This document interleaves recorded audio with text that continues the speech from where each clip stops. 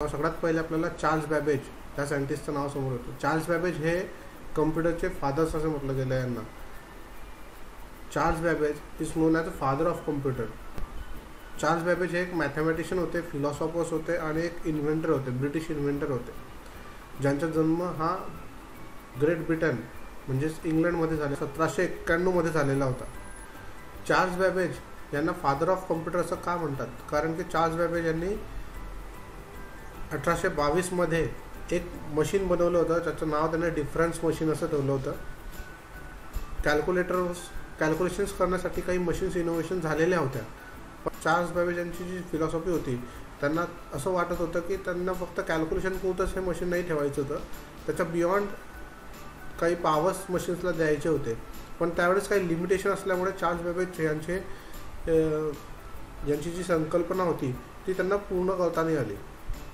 पण ती पूर्ण भविष्यात कशी झाली ते आज आपण पूर्ण हिस्ट्रीमध्ये बघू शकतो.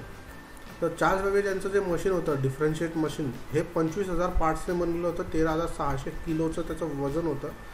याच्यामध्ये इनपुट आणि आउटपुट कॉन्सेप्ट त्यांनी इंट्रोड्यूस केलेली होती. त्यांच्या त्या मशीन्समध्ये जे इनपुट होते त्यांना त्यांनी लिव्हर्स असे नाव दिलं होतं आणि आउटपुट हे आपल्याला पंचिंग कार्डवर दिसायचं. चार्ल्स बॅबेज यांचं जे डिफरन्शिएट मशीन जे होतं याला काही लिमिटेशन्स असल्यामुळे त्यांनी पुढे इनोव्हेशन सुरू ठेवलं आणि पुढच्या इनोव्हेशनला त्यांनी ॲनालिटिकल मशीन्स असं नाव दिलं. हे ॲनालिटिकल मशीन हे आपल्या कम्प्युटरचं फर्स्ट व्हर्जन असं आपण म्हणू शकतो. या ॲनालिटिकल मशीन्सला ॲडा लव्हलेस यांनी फर्स्ट प्रोग्रॅम बनवून दिला. म्हणजे ॲडा लव्हलेस चार्ल्स बॅबेज यांचे कम्प्युटरचे फर्स्ट प्रोग्रामर होते. म्हणून यांचं जर तुम्ही गुगल सर्च केलं तर ॲडा लव्हलेस ह्या विश्वाच्या पहिल्या फर्स्ट प्रोग्रामर म्हणून यांचं नाव ओळखलं जातं. आता ह्या मशीन्समध्ये, या कम्प्युटरमध्ये मॉडर्न कम्प्युटरचे सर्व कॉन्सेप्ट इन्क्लूड होते चार्ल्स बॅबेज यांच्या सेकंड इनोव्हेशन्समध्ये, ज्याच्यामध्ये इनपुट आउटपुट ॲरेथमॅटिकल म्हणजे प्रोग्राम्स पण इन्क्लूड झालेले होते आणि मेमरी म्हणजे तो प्रोग्राम सेव्ह करून ठेवायचा किंवा जे काही आउटपुट आलेलं आहे ते सेव्ह करून ठेवायचं. हे कॉन्सेप्ट त्याच्यात इन्क्लूड असल्यामुळे यांना आजचे कम्प्युटर पण त्याच कॉन्सेप्टवर वर्क करतात, म्हणून त्यांना फादर ऑफ कम्प्युटर असं म्हटलं गेलेलं आहे. आता पुढची थेरी. आता कम्प्युटरचे जनरेशन्स. कम्प्युटरचे चार्ल्स बॅबेज यांच्या शोधानंतर 40 ते 50 वर्ष कम्प्युटरवर इनोव्हेशन्स थांबून गेलेले होते. पण त्याच्यानंतर जेव्हा इनोव्हेशन सुरू झाले तेव्हा चार्ल्स बॅबेजच्या व्हर्जनचा वापर करून पुढे इनोव्हेशन सुरू झाले. त्या मशीन्सला आता इलेक्ट्रॉनिक फॉर्ममध्ये ट्रान्सलेट करण्यात आलं. तर त्या ठिकाणी जे मशीन जे CPU तयार झाले त्या CPUमध्ये फर्स्ट जनरेशन्स ऑफ कम्प्युटरमध्ये व्हॅक्यूम ट्यूब्स वापरल्या गेल्या आणि आउटपुट आणण्यासाठी पंच कार्ड यूज करण्यात आले. पण या व्हॅक्यूम ट्यूबमध्ये हीट जनरेशन जास्त होती, त्याचे काही ड्रॉबॅक्स होते, म्हणून सेकंड जनरेशन्स ऑफ कम्प्युटरमध्ये ट्रान्झिस्टर्स वापरण्यात आले. कितीतरी पटीने व्हॅक्यूम ट्यूबचं काम व्हायचं, म्हणून त्याची स्पीड वाढून गेली थोडीशी. थर्ड जनरेशन्स ऑफ कम्प्युटरमध्ये ICचा वापर करण्यात आला. एका ICमध्ये कितीतरी ट्रान्झिस्टरचा समावेश होता. त्यानंतर फोर्थ जनरेशन्स ऑफ कम्प्युटर तयार झाले. त्याच्यामध्ये फोर्थ जनरेशन्स ऑफ कम्प्युटरमध्ये मायक्रोप्रोसेसर हे कॉन्सेप्ट सुरू झाले. मायक्रोप्रोसेसर VLSI टेक्नॉलॉजीचा वापर करण्यात आला. तर आता जे 5th जनरेशन कम्प्युटर वापरतो आपण त्याच्यामध्ये पण मायक्रोप्रोसेसर आहे, पण याच्यामध्ये ULSI टेक्नॉलॉजीचा इंटिग्रेटेड केलेली आहे. आता आपण ही डिटेल याची इन्फॉर्मेशन घेऊ जनरेशन्स ऑफ कम्प्युटरची. तर फर्स्ट जनरेशन्स ऑफ कम्प्युटर जे होते त्याच्यामध्ये व्हॅक्यूम ट्यूब वापरल्या गेल्या. हे डायग्राम तुम्हाला दाखवली फर्स्ट जनरेशन्स ऑफ कम्प्युटरची. ही कम्प्युटर ह्यूज इन साईज होतं. व्हॅक्यूम ट्यूब असल्यामुळे त्याच्यात हिटिंगचा इश्यू होता, जागा जास्त घेत होती. फर्स्ट जनरेशन्स ऑफ कम्प्युटर हे आकाराने मोठे होते, साईजमध्ये मोठे होते, त्यांच्यात हीट प्रोड्यूस जास्त व्हायची. पण त्यावेळेसमध्ये टेक्नॉलॉजीचे लिमिटेशन असल्यामुळे हे त्या टायमाला असे मशीन्स तयार करण्यात आले. त्याच्यानंतर सायंटिस्ट लोकांनी याचा हिटिंग इश्यू दूर करण्यावर भरपूर प्रयत्न केला आणि सेकंड जनरेशन्स ऑफ कम्प्युटरला इनोव्हेशन सुरुवात केली. सेकंड जनरेशन्स ऑफ कम्प्युटरमध्ये व्हॅक्यूम ट्यूबच्या ठिकाणी ट्रान्झिस्टर वापरण्यात आले. याची साईज पहिल्या जनरेशनपेक्षा थोडी कमी करण्यात आली, पण याच्यामध्ये पण हिटिंग इश्यू होता आणि काही ड्रॉबॅक होते. ते थर्ड जनरेशन्स ऑफ कम्प्युटरमध्ये त्यांनी कवर केले. थर्ड जनरेशन्स ऑफ कम्प्युटरमध्ये इंटिग्रेटेड सर्किट्स वापरण्यात आले. याच्यात कॅपॅसिटर, इंटिग्रेटेड सर्किट आणि रेजिस्टर्स असे काही उपकरणं नवीन वापरण्यात आले, त्याच्यामुळे हिटिंग इश्यू थोडासा सॉल्व झाला. कम्प्युटरची साईज पण थोडीशी कमी होऊन गेली, कम्प्युटर पहिल्यापेक्षा स्वस्त होऊन गेले. तर हे थर्ड जनरेशन्स ऑफ कम्प्युटर होते. पण हे इतके रिलायबल नव्हते जितके आजचे कम्प्युटर आहे.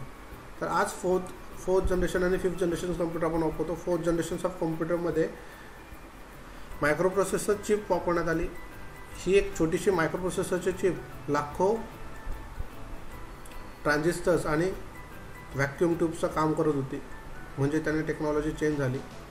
पण ही VLSI इंटिग्रेटेड होती. VLSI इंटिग्रेटेड म्हणजे व्हेरी लार्ज स्केल इंटिग्रेशन. तुम्ही भविष्यात जेव्हा BSc कम्प्युटर करणार तेव्हा तुम्हाला त्याचं पूर्ण कॉन्सेप्ट समजण्यात येईल. ह्या फोर्थ जनरेशन्स ऑफ कम्प्युटरमध्ये काय झालं तर हे कम्प्युटर टेबलवर येऊन गेले आता. म्हणजे हे जागा इतकी कमी घ्यायची की टेबलवर पण बसून जायचे, जसे आजचे P4 कम्प्युटर किंवा डेस्कटॉप कम्प्युटर आहे. लोअर इन साईज झालं, हिटिंग इश्यू सॉल्व होऊन गेला, मोर रिलायबल आहे पहिल्यापेक्षा, कम्प्युटरपेक्षा म्हणजे जास्त रिलायबल आहे हे, आणि लोअर्ड इन कॉस्ट म्हणजे किंमत पण कमी होऊन गेली. पण आता आपण फिफ्थ जनरेशन्स ऑफ कम्प्युटर वापरतो. फिफ्थ जनरेशन्स ऑफ कम्प्युटर हे जे आहे याच्यामध्ये पण मायक्रो प्रोसेसर चिप आहे. फक्त मायक्रो प्रोसेसर चिप हा इतका एक मोठाचा ॲडव्हान्टेज नाही आहे याच्यामध्ये. तर याच्यामध्ये हार्डवेअर्स पण इम्प्रूव्ह करण्यात आले. त्याच्यानंतर याच्यामध्ये इंटरनेटची स्पीड इम्प्रूव्ह करण्यात आली.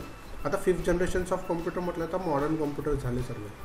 याच्यामध्ये ULSI इंटिग्रेशन वापरण्यात आलं. VLSI जे होतं ते व्हेरी लार्ज इंटिग्रेशन होतं, तर ULSI जे आहे ते अल्ट्रा लार्ज स्केल इंटिग्रेशन होतं. याच्यामध्ये इंटरनेटची पॉवर वाढलेली आहे आणि हार्डवेअर्स पण याच्यात इम्प्रूव्ह झालेले आहे. अशी ही कंबाईन एफर्ट्स म्हणून आजचे जे मॉडर्न कम्प्युटर येते आहे. For an example Google assistant. आज आपण जर इनपुट दिलं तर समोरचा कम्युनिकेशन करणारं पण मशीन तयार झालेलं आहे. याला आपण रोबोट्स पण म्हणू शकतो.